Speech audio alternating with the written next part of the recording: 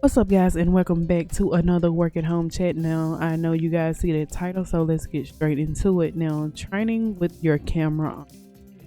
Most work at home companies now, for whatever reason, they require cameras being on. Not all companies, but most companies are requiring that you go through training with your camera on. I don't know if it's where after some of those new hires get on the floor, they don't know what they're doing, but yeah.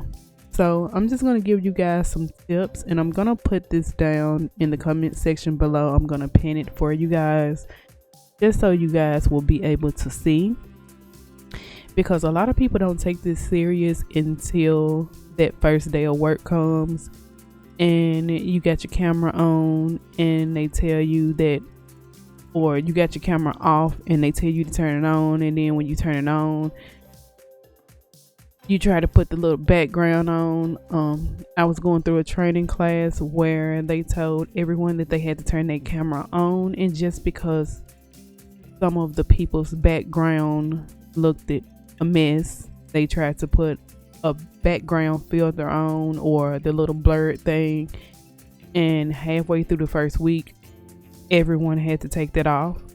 And so it would be your best bet that if you have to go through training and you know you got to go through training with your camera on, make sure you have your hair did, and make sure that you don't have on a shirt with anything offensive on there, because you'll be out of there. Sometimes the trainer themselves or the instructor, they'll be kind of lenient, but every now and then it'll be somebody coming in and looking in, and if it's not allowed, trust me, you'll get the boot if you don't do it the right way. So here are some tips for you guys to make sure that you will go into training with your camera on with a better mindset. Number one, make sure your clothes are business casual or casual. I said that once before. Make sure you don't have on any type of low cut shirt. That's for all my ladies. No one wants to see all that. Make sure that you don't have any writing or anything like that on your shirt, and if it is, it's something pleasant.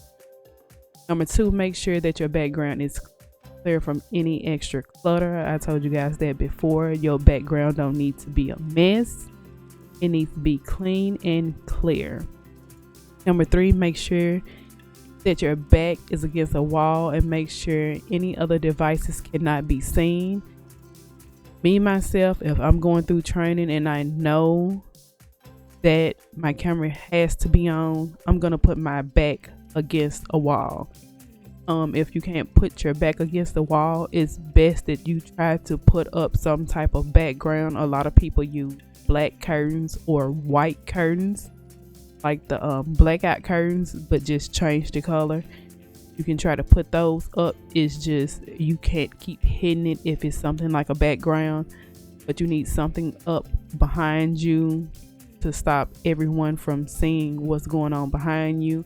And if you have anything like a cell phone or something like that, you don't want that glare to keep hitting your face, because I've seen people doing that, and it's silly to me, because if they tell you that you can't have any device around, why would you get the job and lose the job going through training trying to go through your phone? So if you have another device around, you need to turn down the brightness if that's what you choose to do. I'm not trying to lead you guys in the wrong direction. I'm just trying to tell you, it's like basically common sense. A lot of people don't do it. A lot of people get kicked out of training just because they have a device sitting around and the sound or something is on, or they can, they just can see you looking down. Number four, make sure that if there's anyone in your home, make sure they stay away from you. You don't want to have anyone coming close to you where shadows and different things like that can be seen, or they're trying to whisper and they can't whisper, or they just keep constantly coming around and bothering you. Don't need that to happen.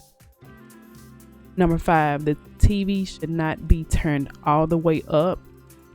Of course, Most of us is going to have a TV or something turned on, but the volume needs to be turned so far down to where you can't hear it, to where you almost need to put the closed caption on just to know what's going on.